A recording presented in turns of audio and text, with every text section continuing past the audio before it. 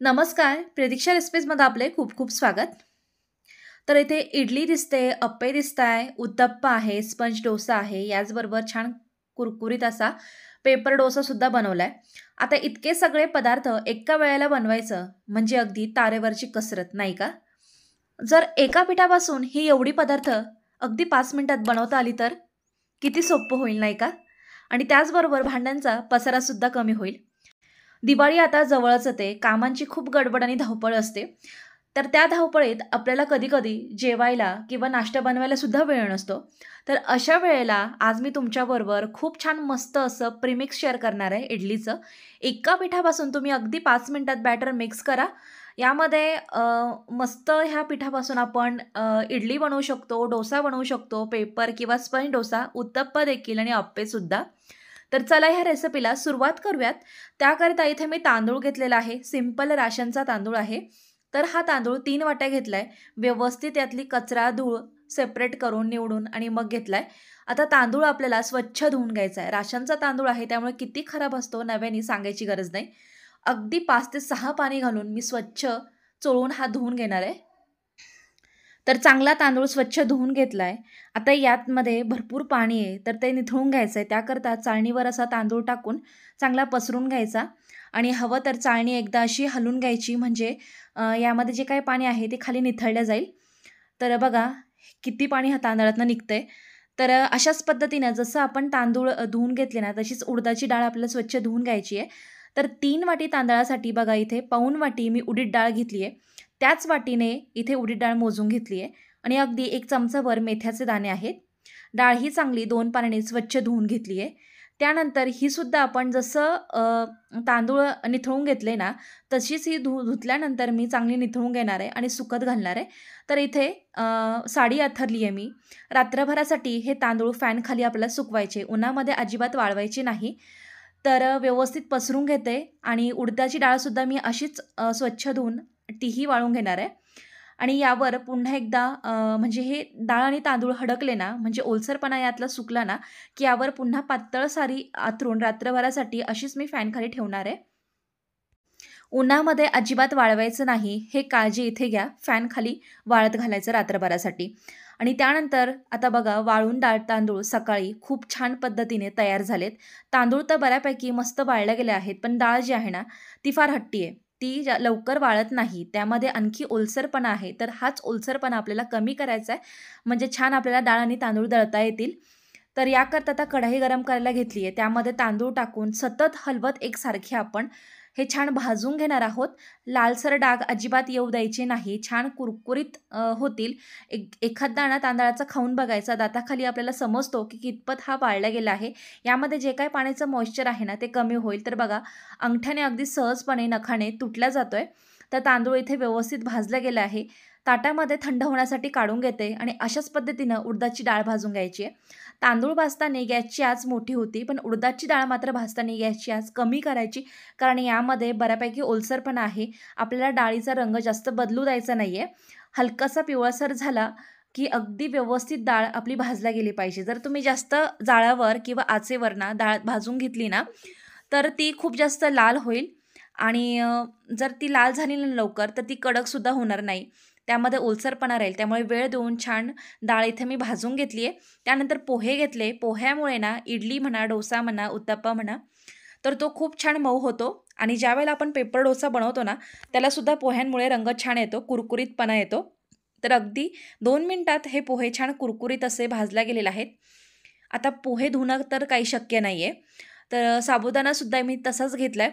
जर आता आपण साबुदाणा भिजत घातला ना, तर तो भिजवल्यानंतर अर्धी वाटी होतो. त्यामुळे अर्धी वाटीलाही कमी इथे मी साबुदाणा घेतला आहे. साधारण 3 चमचे आहे आणि तोही खमंग अगदी मंद आचेवर भाजून घ्यायचा.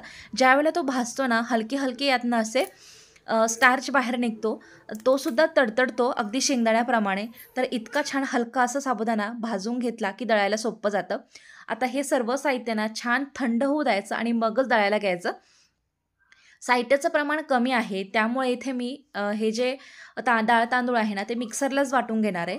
पण जर तुम्ही जास्त प्रमाणात बनवणार असाल प्रीमिक्स, तर गिरणीवरनं दळून आणलं तरीसुद्धा फार सोपं जातं आणि त्याचा रिझल्ट तर आणखीनच छान मिळतो. त्यापासून ज्यावेळेला आपण गिरणीत दळून आणतो ना, ते जास्त बारीक दळलं जातं आणि त्याचे डाळ तांदळाची इडली ना खूप छान होते प्रीमिक्सची. तर इथे बघा अशा प्रकारे हे मी दळून घेतलेलं आहे. हलकेसे रवाळ टेक्स्चर आहे, पण हरकत नाही. हे आता आपण चाळणीवर चाळून घेणार आहोत. खूप छान पीठ बनून तयार होतं. अगदी आपला नाश्तासुद्धा बनवायला ना खूप सोपं जातं. तर इतकंच नाही, तुम्ही यापासून ढोकळासुद्धा बनवू शकता.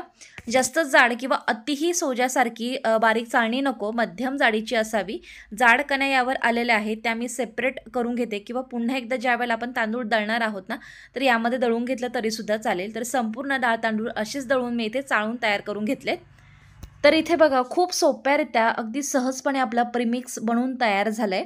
आता हे बंद हवेच्या बरणीमध्ये प्लास्टिकची किंवा काचेची कुठलीही घ्या, त्यामध्ये स्टोअर करून ठेवा. अगदी महिनाभर राहतं आणि फ्रीजमध्ये तर 3 ते 4 महिने बिलकुल खराब होत नाही. तर आता ताबडतोब याचे मी तुम्हाला इथे इडली, डोसा वगैरे सगळं बनवून दाखवणार आहे. तर 3 कप इथे मी हे प्रीमिक्स घेतलेलं आहे. त्यामध्ये पाणी घालून छान आपल्याला मिक्स करून ठेवायचं आहे. जर शक्य असेल तर रात्रभरासाठी भिजवून ठेवलं तरीसुद्धा चालेल, जर तुम्हाला सकाळी हा नाश्ता बनवायचा असेल तर, किंवा अगदी 1 तासा अगोदर भिजवलं ना तरीसुद्धा चालेल. तर बघा थोडं थोडं करत पाणी टाकत यामध्ये गाठी न होऊ देता छान इथे बॅटर तयार करून घेतलं आहे. तर साधारण याची कन्सिस्टन्सी तुम्ही बघा कशी आहे, इतपत सैलसर आपल्याला हे ठेवायचं आहे. आता 2 तासासाठी मी हे भिजवून घेतलं, पण ऑप्शनल आहे, ताबडतोब तुम्ही बनवायला घेतलं ना तरीसुद्धा चालेल. भिजवल्यामुळे बघा जास्त काही फरक जाणवत नाही आहे. जास्तच काही साबुदाणा वगैरे असं जास्त भिजून वरती आलं बॅटर असं काही नाही आहे.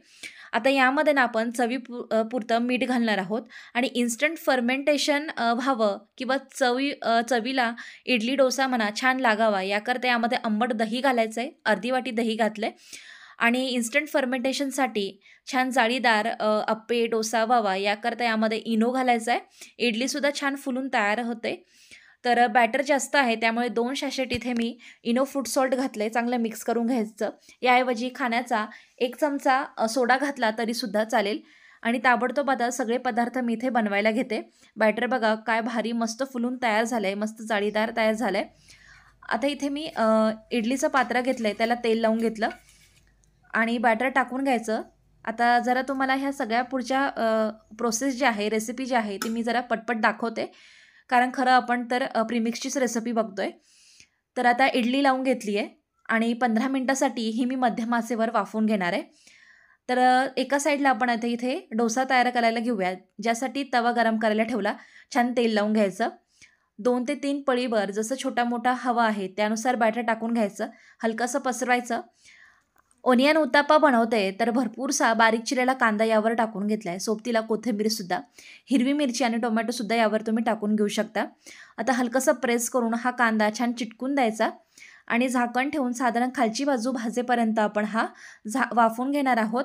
वरतून थोडंसं तेल ब्रश करून घ्यायचं आणि पलटी करून छान दुसऱ्या बाजूनेही आपण मस्त हलकासा लाईट असा ब्राऊन आपण हा भाजून घेणार आहोत. तर तयार आहे अगदी झटपट असा 5 मिनिटमध्ये आपला ओनियन उत्तप्पा नारळाच्या चटणीबरोबर सांबारबरोबर खायला घेऊ शकता. परफेक्ट चवीचा अप्रतिम असा बनून तयार होतो.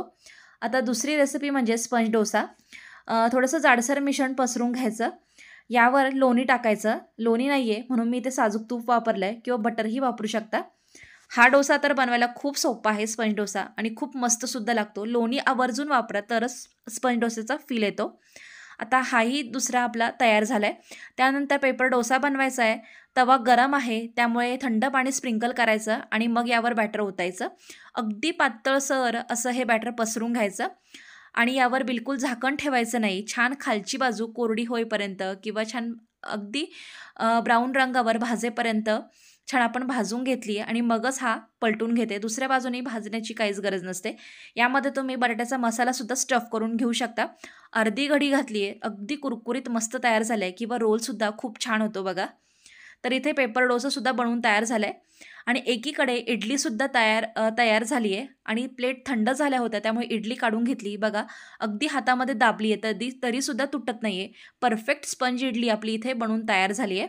आता अप्पे करायला घेते, तर ऑनेस्ट ओपिनियन म्हणजे हरभरा डाळ भिजून आपण जे अप्पे करतो ना, तशी याची चव अजिबात लागत नाही. पण हे अप्पे छान चवदार व्हावे याकरता तुम्ही यामध्ये आणखी दही घालू शकता आणि सोबतीला कांदा, टोमॅटो, कोथिंबीर, हिरवी मिरचीची पेस्ट घालायची. ते सगळं मिक्स करून घ्यायचं आणि मग याचे अप्पे करायला घ्यायचे. तर असे अप्पे खूप छान मस्त चमचमीत लागतात. नक्की करा. इतर आवडीच्या भाज्यासुद्धा ह्या अप्प्यामध्ये तुम्ही टाकू शकता. अप्पे पात्राला थोडं थोडं तेल लावून घेतलंय. यामध्ये थोडी मोहरी घालायची. मोहरीचा तडका अप्प्यासाठी तुम्ही ट्राय करा. खूप छान लागतो. यामध्ये आता थोडं थोडं बॅटर टाकून घेते. जर दुसऱ्या बाजूने अप्पे व्यवस्थित भाजत नसतील ना, त्यासाठी एक मस्त ट्रिक तुम्हाला इथे सांगणार आहे. आता झाकण ठेवून अर्धा मिनिटासाठीच हे मी वाफवून घेतले. खालची बाजू बघा छान भाजल्या गेली आहे. पण वरची बाजू जी आहे ना अप्प्याची, ती पूर्णपणे कोरडी होऊ द्यायची नाही. ओलसर राहिली पाहिजे. असं ज्यावेळेला आपण अप्पा उलटवतो ना, त्यावेळेला मिश्रण यातनं सांडलं गेलं पाहिजे. जे मिश्रण असं सांडतं ना, तर दुसरी बाजू अप्प्याची खूप छान भाजली जाते. तुम्ही लक्षपूर्वक बघा. जर वरची बाजू कोरडी झाली, तर ते अप्पे अशी व्यवस्थित भाजत नाही. त्यामुळे अप्पे पलटताना सांडल्या गेल्या पाहिजे. ते अप्पे खूप छान दोन्ही बाजूनी मस्त खरपूस असे खमंग लालसर भाजतात. तर इथे झटपट एका पदार्थापासून किंवा एका पिठापासून आपले 5 ते 6 पदार्थ इथे बनवून तयार झालेले आहेत. अगदी परफेक्ट चवीचे, परफेक्ट टेक्स्चरचे बनवून तयार होतात. गिरणीतनं पीठ दळून आणायचं. खूप सोपं जातं करायला. अगदी अर्धा तास लागेल इतके सगळे पदार्थ करायला. सांबार आणि चटणी जर रेडी असेल, तर खरंच वेळ वाचतो आणि धावपळीमध्ये नक्कीच तुम्ही ही प्रीमिक्सची रेसिपी करून बघा. कशी वाटली हे कमेंट करून कळवा. व्हिडिओ आवडल्यास रेसिपीला लाईक करा, शेअर करा, चॅनलला सबस्क्राईब करा. पुन्हा भेटूया अशा एका छानशा रेसिपीबरोबर. व्हिडिओ बघितल्याबद्दल धन्यवाद.